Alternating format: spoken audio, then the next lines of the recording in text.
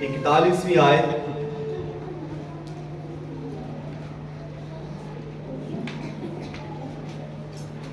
अमाल की किताब और उसका दूसरा बाब 41वीं आयत से मैं आप सबों की हदायत और रहनुमाई के लिए खुदा के जिंदा लासानी बेमिसाल कलाम में से पढ़ने की जसारत करूंगा। बस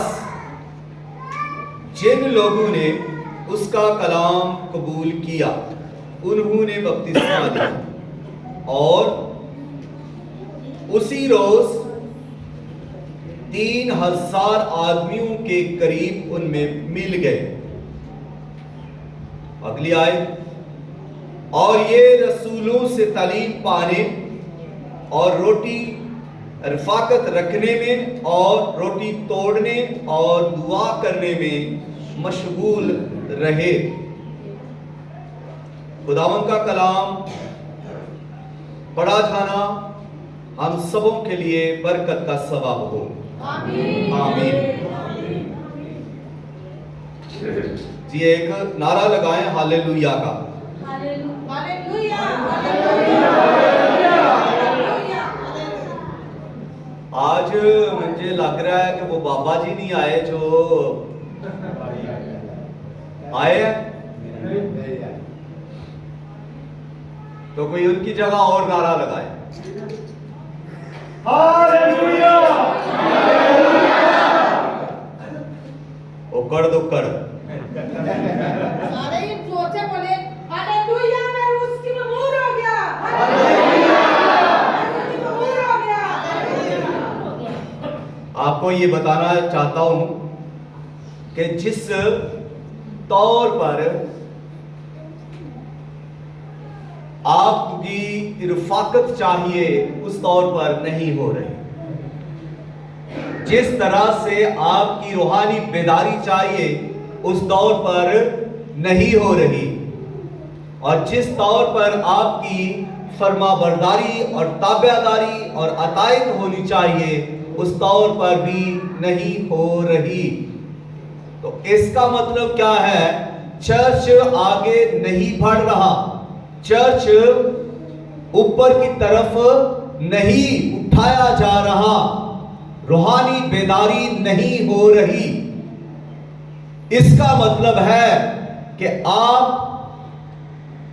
दुनिया के अंदर ज्यादा खोए जा रहे हैं, बजाय इसके कि आप दुनिया में से निकले, गुनाह में से निकले, बजाय इसके कि आप खुदा के रूह में कुव्वत पाएं। और ऐसा नहीं हो रहा। अगर ऐसा हो रहा है, आज आपको बातें कुछ बुरी भी लगेगी, क्योंकि पादरी बड़े बुरे हैं, लगते भी हैं। सबसे ज्यादा यही बात फेमस है कि लोग पादरियों को तनकीद का निशाना बनाएंगे। तो आप अपने अंदर आज देखिए कि हम कहां से निकले और कितनी बेदारी में हैं। आज का जो मज़मून है वो है रूहानी बेदारी। रूहानी बेदारी इब्तदाई कलीसिया मॉडर्न, जो इब्तदाई कलीसिया थी वो रूहानी बेदारी का मॉडल थी।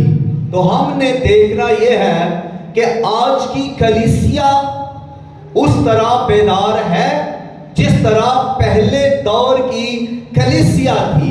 पहला दौर कहां से शुरू हुआ? जब रूहुल कुद्दस का नसूल हुआ।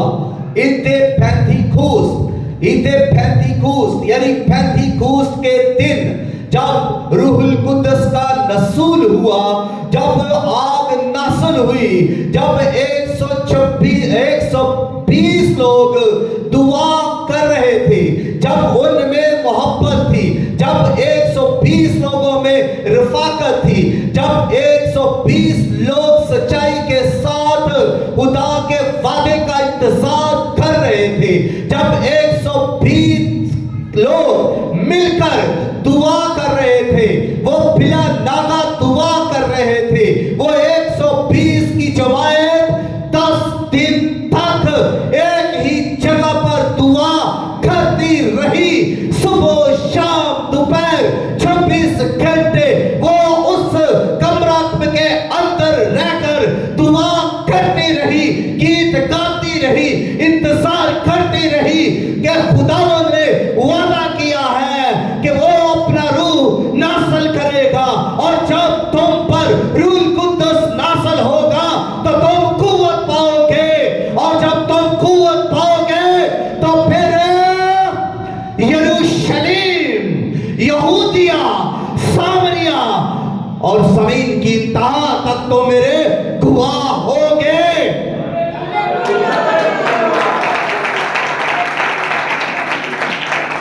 ये 120 की जमात यीशु मसीह के वादे पर अड़ी रही, खड़ी रही, टिकी रही। इन्होंने अपना बिजनेस नहीं किया। इनमें से कोई भी अपने बिजनेस पर नहीं गया।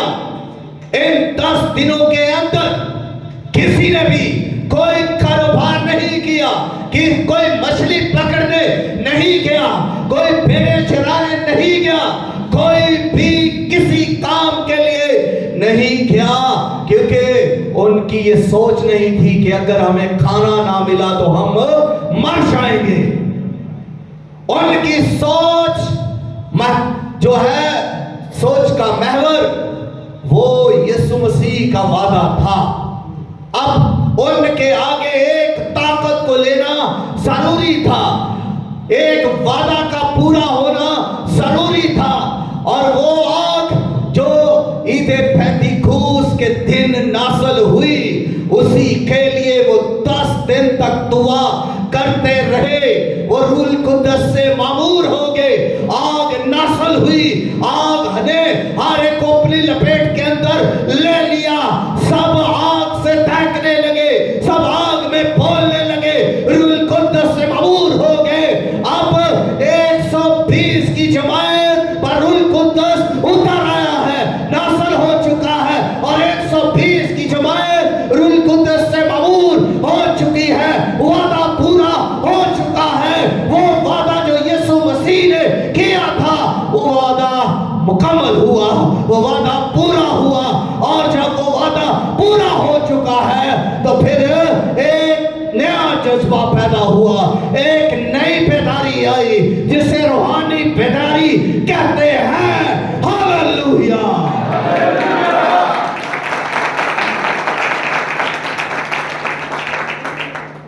और उस बेदारी के अंदर क्या था?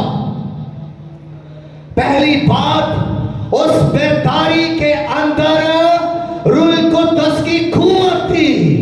रूह कुद्दस से वो लोग भर गए। वो 120 की जमात रूह कुद्दस से जब भर गई है तो वो उनमें से मुकद्दस पतरस रसूल उठे और फिर वो बोलना शुरू हुए। उनका पहला कलाम करना, पहला पैगाम देना, 3000 लोग उनमें शामिल हो गए। अब उन एक पैगाम के वसीला से, एक शख्स के बोलने के वसीला से, और वो बेदार शख्स था, वो रूह कुद्दस से मामूर शख्स था, वो खुदा का चुना हुआ शख्स था, उस पर खुदा का रूह उतरा हुआ था और वो आग से दहक रहा था। अब जब वो बोल रहा है तो लोग तब्दील हो रहे हैं। अब जब वो बोल रहा है तो लोगों के अंदर बेदारी आ रही है। अब जब वो बोल रहा है तो लोग तौबा करने लगे, लोगों के दिल टूटने लगे। अब बेदारी शुरू हो चुकी है, क्योंकि एक रूह कुद्दस से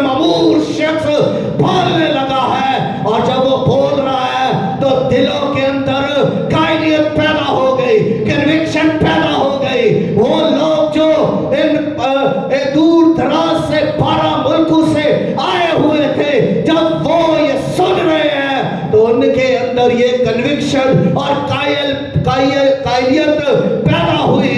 वो अपने गुनाह पर रोने लगे, वो अपने गुनाह पर पछताने लगे, उनके दिल टूटने लगे और वो मसीह की तरफ आने लगे। उन्होंने मसीह को कबूल कर लिया और तौबा करके बपतिस्मा लिया। ये लोग अब बेदारी की तरफ आ रहे हैं। बेदारी उन्हें खींच रही है। ये रूहुल कुद्दस की बेदारी है, ये रूहानी बेदारी है जो तरीकी में बैठे हुए को अपनी तरफ खींचती है, कायलियत पैदा करती है। और लिखा है कि उस दिन 3000 उनमें से निकलकर 120 लोगों में शामिल हो गए। कहां से निकलकर? ये 12 मुल्कों के लोग जो आए हुए थे उनमें से निकलकर, अब ये यूं कह लीजिए ये दुनिया से निकलकर, ये 3000 लोग कहां से निकले? दुनिया से निकले, गुनाह से निकले, ज़ना से निकले, हरामकारी से निकले, शराबनोशी से निकले और नाफरमानी से निकले। गुनाह को छोड़कर तरक करके ये मसीह के कदमों में आ गए। इन्होंने मसीह को कबूल किया और तौबा की। पहला पॉइंट, तौबा की।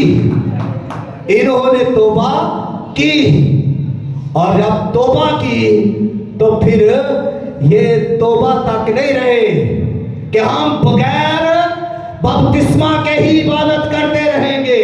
अगला पॉइंट है, उन्होंने बपतिस्मा लिया। आज उम्रें गुजर जाती है, लोग फलसफे पढ़ लेते हैं, बपतिस्मा नहीं लेते। लोग आलम फाजल हो जाते हैं, डिग्रियां ले लेते हैं, पास्टर बन जाते हैं, मुबश्शिर बन जाते हैं, मिनिस्ट्रियां खड़ी कर लेते हैं, लेकिन बपतिस्मा नहीं लेते और ना बपतिस्मा की तालीम देते हैं। यहां क्या है? पहली बात, इन्होंने तौबा की, तो दूसरी बात, तौबा पर ही इन्होंने बपतिस्मा लिया। अब ये कितनी उम्र के थे जो तौबा कर रहे हैं? कितनी उम्र के थे? क्या ये मां के पेट से भी बाहर ही आए, दूध पी रहे हैं, 1 साल के हैं, 2 साल के हैं, ये बच्चे हैं जो बपतिस्मा ले रहे हैं? ये सब बालिग जवान लोग थे। एक जो 3000 लोग शामिल हुए हैं, ये समझदारी इनके अंदर थी, दुनिया की बातों को समझ सकते थे, वे ये पैगाम को समझ सकते थे। जो पतरस ने पैगाम दिया उसको पूरे तौर पर इन्होंने समझा कि पतरस क्या कह रहा है। आज पास्टर तो पास्टर, लोग बाइबल को नहीं समझ रहे। आज दीवारें बनी हुई हैं, लेकिन पहला पॉइंट, इन 3000 लोगों ने तौबा की। तौबा की, फिर कह रहा हूं, इन्होंने तौबा की, इन्होंने अपने गुनाह पर तौबा की। और दूसरा पॉइंट, इन्होंने बपतिस्मा लिया। 3000 लोग जब बपतिस्मा ले रहे होंगे तो जरा एक तस्वीर देखिए, यह कैसा खूबसूरत मंजर होगा। रसूल बपतिस्मा दे रहे होंगे और 3000 लोग किस तरह कितारू के अंदर उनके पास पानी का बपतिस्मा ले रहे हैं, किस तरह वो पानी के अंदर डुबकियां अंदर ले रहे हैं, डिप हो रहे हैं, बपतिस्मा ले रहे हैं। इसको कहते हैं पूरा रंगना, तो बपतिस्मा लेना, सर से लेकर पांव तक अंदर जाना, मसीह के साथ मरना और फिर जी उठना। हालेलुया।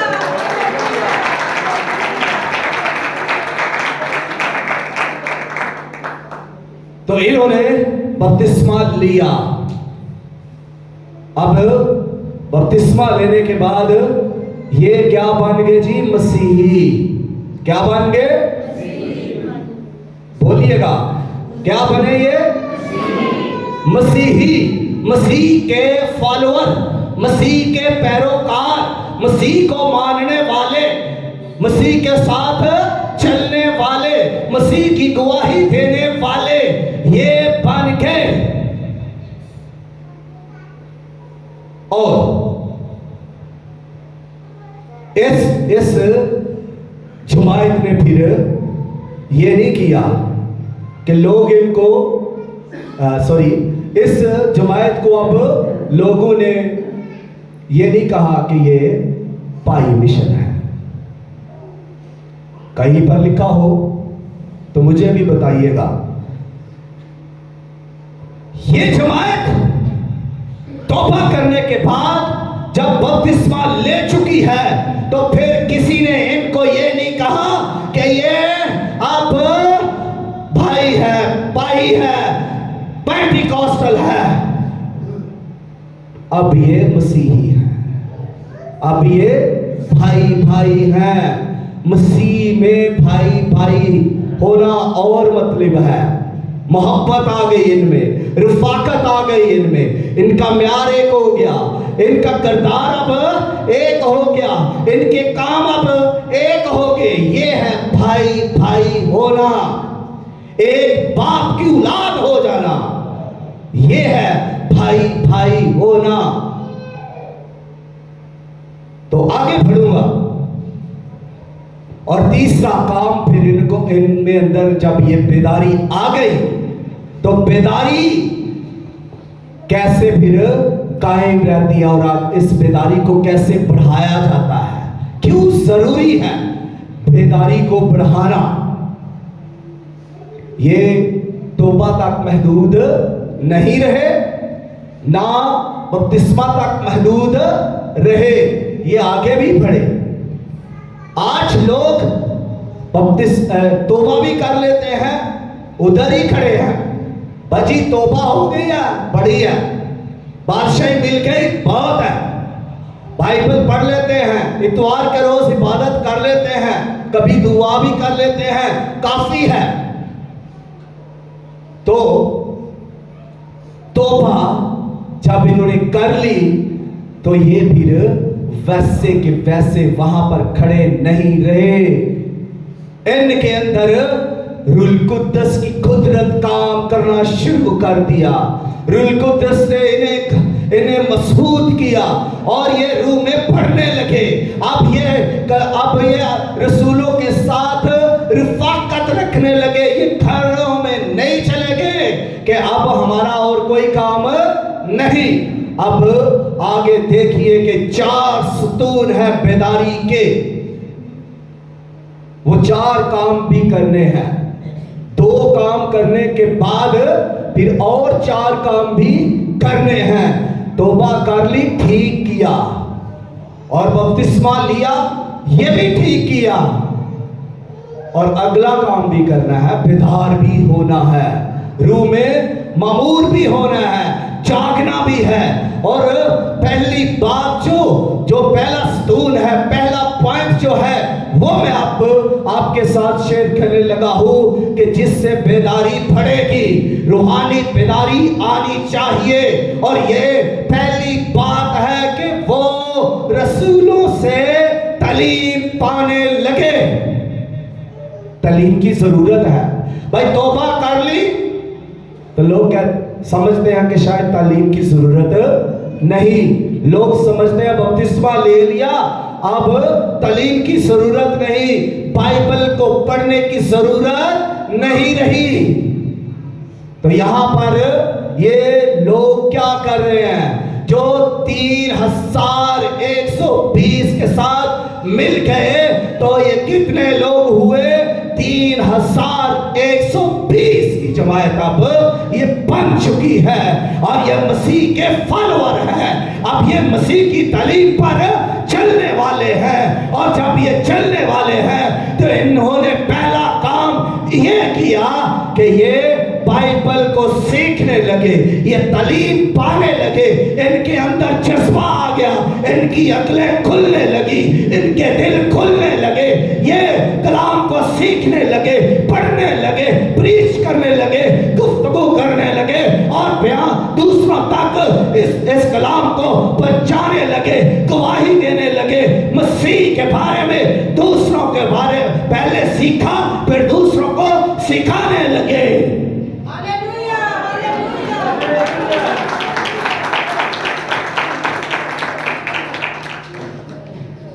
तो इनके अंदर एक और चीज थी, वो जोश था, रूहानी जोश, इबादत का जोश, नारे लगाने का जोश, वफादारी का जोश, दुआ करने का जोश, रफाकत रखने का जोश, जो शायद आज की कलीसिया में नहीं।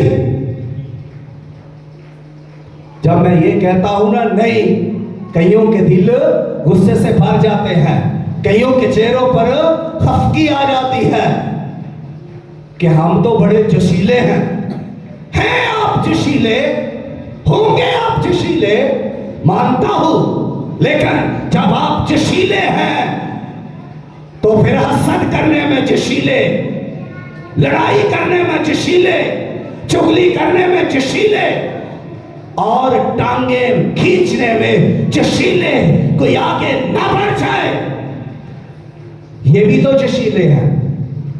ऐसे भी जोशीले होते हैं जो हसद से भरे हुए हैं, इसने चंदा उठाया है, मैं अगली बार नहीं इसको उठाने दूंगा, ये भी जोशीले हैं। ऐसे भी जोशीले हैं।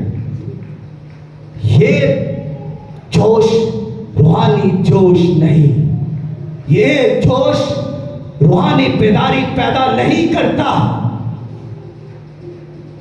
ये रूहानी बेदारी के जोश को ठंडा करता है।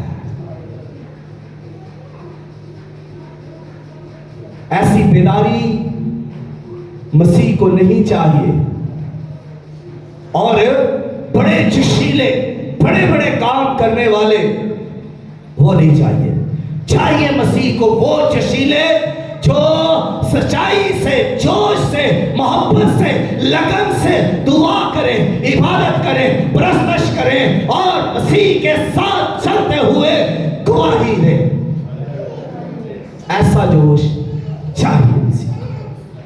तो अब दूसरा पॉइंट या दूसरा सतूर वो ये है कि वो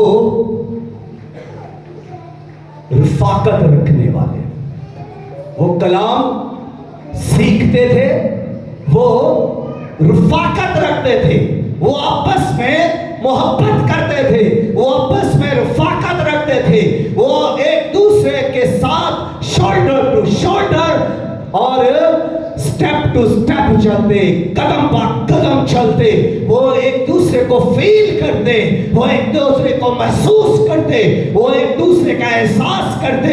उनके अंदर एहसास था, वो बेहिस नहीं थे, वो एक दूसरे को देखते कि इसकी जरूरत क्या है और इस जरूरत जिसकी भी देखते उसकी जरूरत को पूरा करते। उनके अंदर ये रफाकत थी, सच्ची रफाकत थी।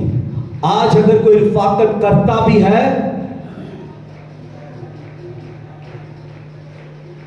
कोट कोट के जफियां पाना, मिलना, ये रफाकत नहीं, सिर्फ ये दिखावा है, ये सिर्फ रफाकत नहीं, इससे आगे भी बढ़ना है, मोहब्बत करनी है, इज्जत करनी है, ताज़ीम करनी है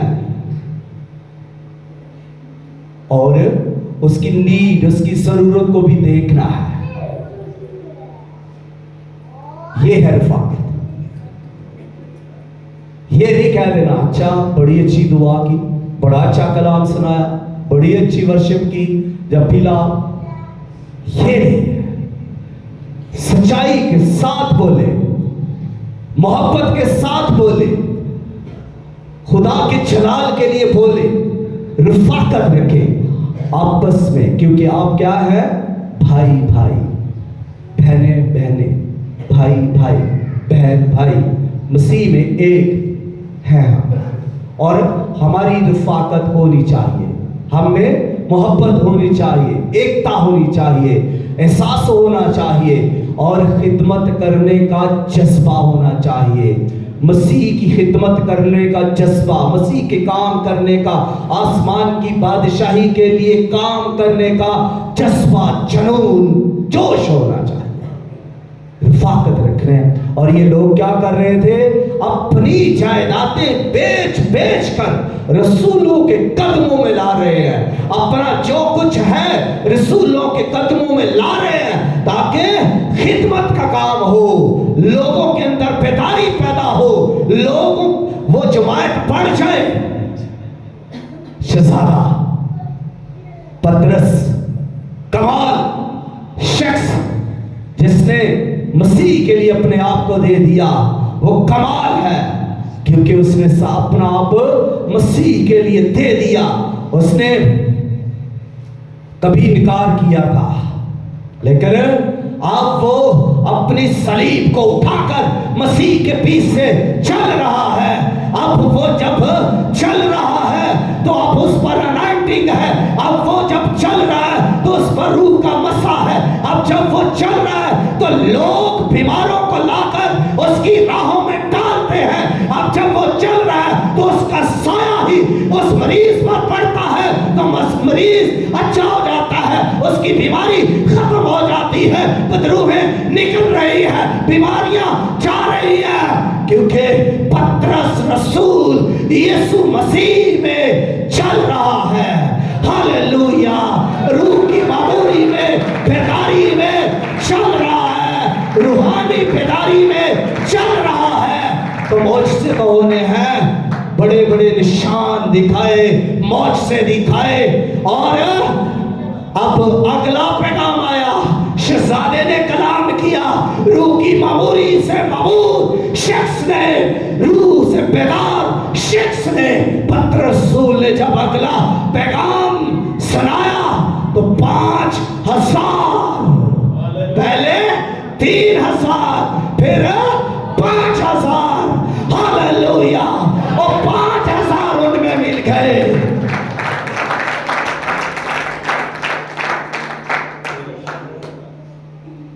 जायदाद जिन्होंने बेचकर रसूलों के कदमों में रखी, मूल पड़ा उनका।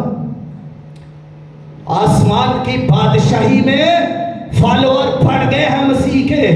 पहले कितने? 3,120, तो 5,000 और जमा करें, 8,120 की जमात हो चुकी है। हालेलुया, ये इब्तिदाई कलीसिया है जो रूहानी बेदारी में है। लोग पढ़ रहे हैं, लेकिन यहां पर 4 साल हो रहे हैं मुझे, लोग ही नहीं बढ़ रहे।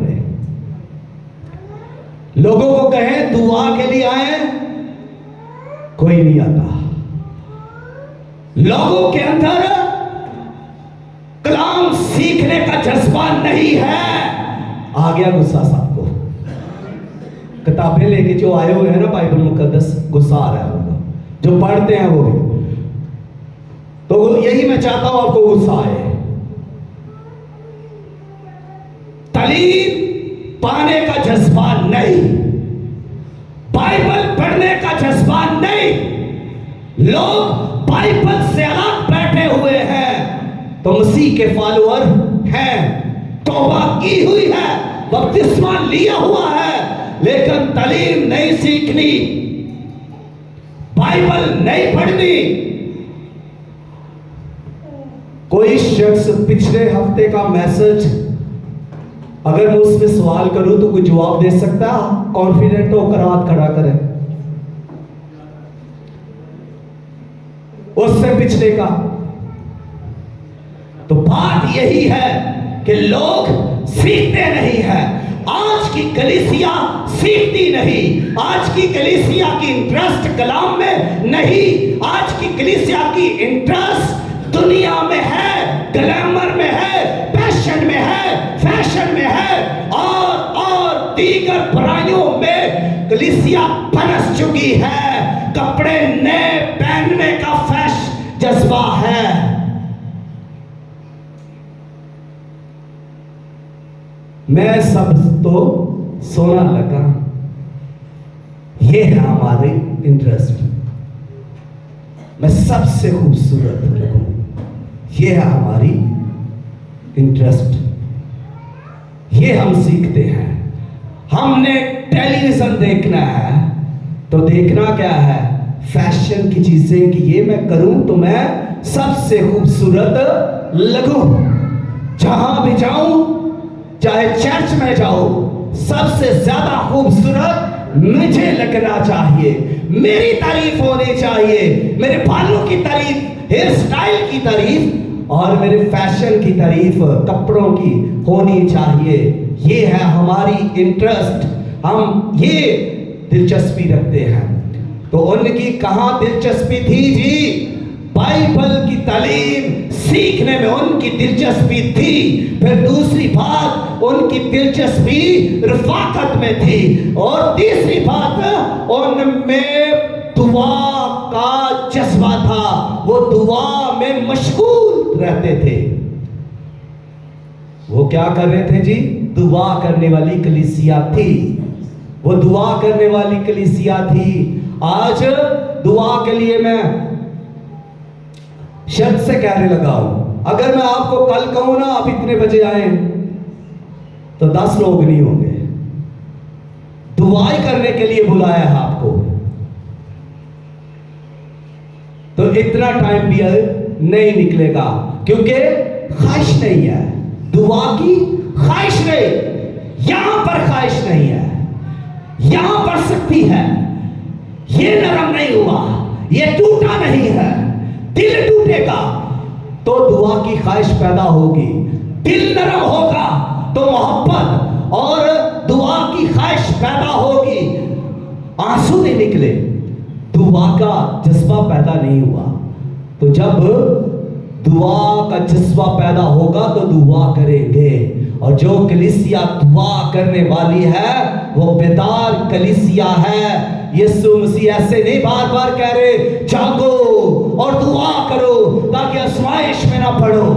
पौलुस रसूल इसीलिए नहीं ऐसे नहीं कह रहे कि बिला नागा दुआ करो, बिला नागा मुसलसल कंटिन्यू प्रेयर, दुआ करते रहो।